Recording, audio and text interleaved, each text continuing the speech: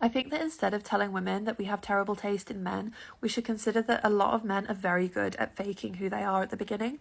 And when you're being love bombed, when things start to change, you end up waiting for the person that you met at the start to come back. It's not that you have terrible taste or that you enjoy being treated badly, it's that you are struggling to believe that the person that you met at the beginning could be treating you this way. And you're just waiting for that person to come back. And it takes a long time to realise that they're not going to come back.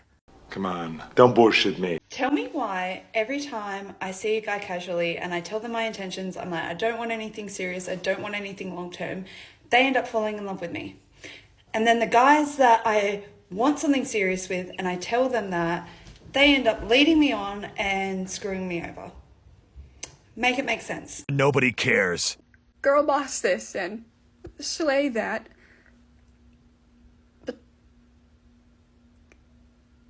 what about girls who are just massive losers? What about girls who aren't bossing? What about girls who don't slay?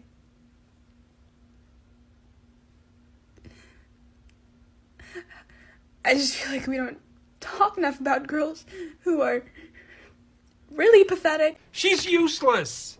I hear a lot of men talking about hoflation and how modern men have to put in 20 times more effort to bag a woman that has like a fraction of the value compared to like what his grandfather had to do in like the 1950s or earlier. But I don't hear anyone talking about the counter to this, where women today are literally settling for men who have testosterone levels the equivalent of what like a 60-year-old would have had in the 1950s.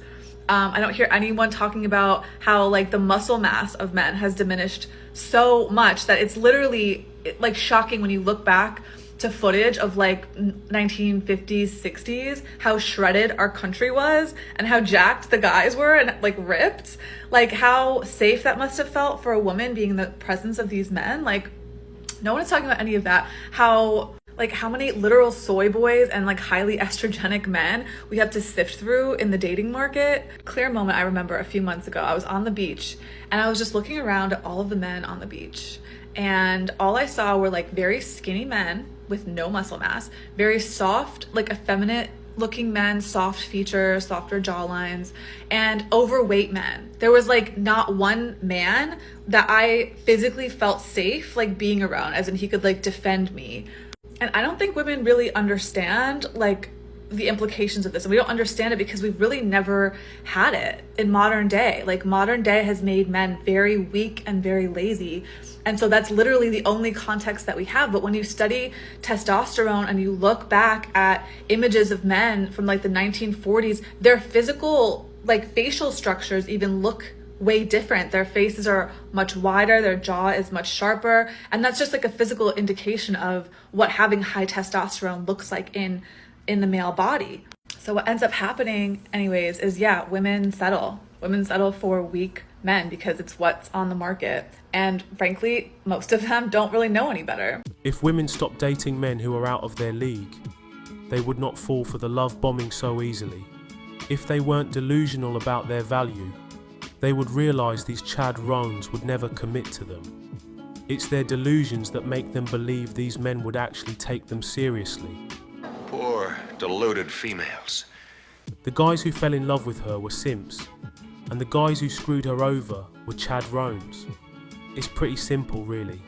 The solution is for her to date men who are her looks match. It does look like she was beaten with an ugly stick. She does not have to be a girl boss.